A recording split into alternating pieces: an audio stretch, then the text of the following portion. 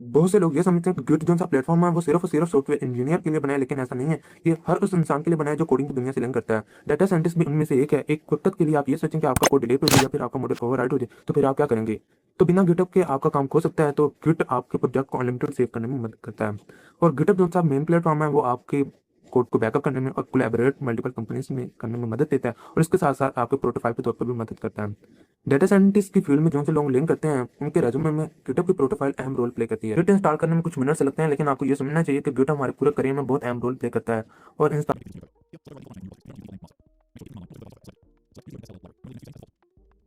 करने के बाद वेरीफाई करें गिट स्लैश स्लैश वर्जन, और फिर आप आइडेंटिफाई कॉन्फ़िगरेशन करेंगे git configuration slash slash global user name. आप डबल कॉलम में अपना नेम रखते हैं और फिर git configuration slash slash global user dot email for double column के अंदर अपनी ईमेल लिखें। आपको ये मालूम होना चाहिए कि आपको जो सा प्रोजेक्ट होता है उसका कमेंट आपका नाम के साथ ही सेव होता है।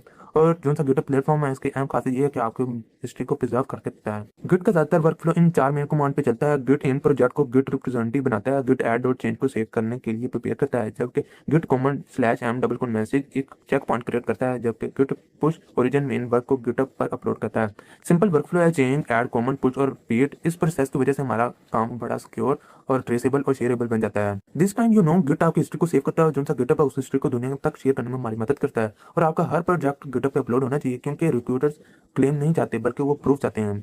इसलिए आपके project plus code plus document plus result के साथ उस स्किल का प्रूफ भी होना चाहिए।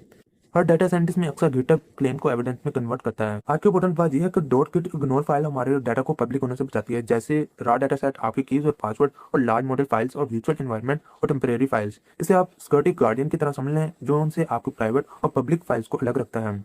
और डाटा साइंटिस्ट अपने हर प्रोजेक्ट में इस डॉट गिट इग्नोर का इस्तेमाल करते हुए नजर आते हैं। गिट हमें ब्रांचेस जैसा फीचर भी देता है, जिसकी वजह से हम अपने मल्टीपल आइडियाज और फीचर को सेफली टेस्ट करने का फ्रीडम मिलता है।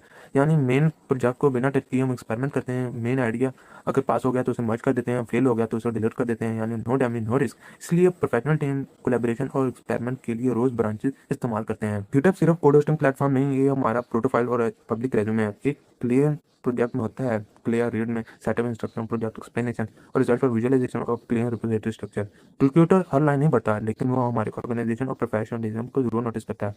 और हमारा क्लियर गिटहब रिपोर्ट ये बात फोरम कम्युनिकेट कर देती है। और आखिर में ये कहूंगा कि डाटा साइंटिस्ट का करियर सर्टिफिकेट नहीं बल्कि उसके प्रोजेक्ट से बनता है। प्रोजेक्ट पे ये तब अप्रूव बनता है गिट से, और गिटहब उसे दुनिया तक पहुंचाता है। और हमारे कॉमन पर रिपोजिटरी स्टोरी को बताती हैं, और रिक्रूटर्स हमारे गिटहब प्रोटोफाइल से पहले हमारे रेज्यूमे में उसे पहले देखती हैं।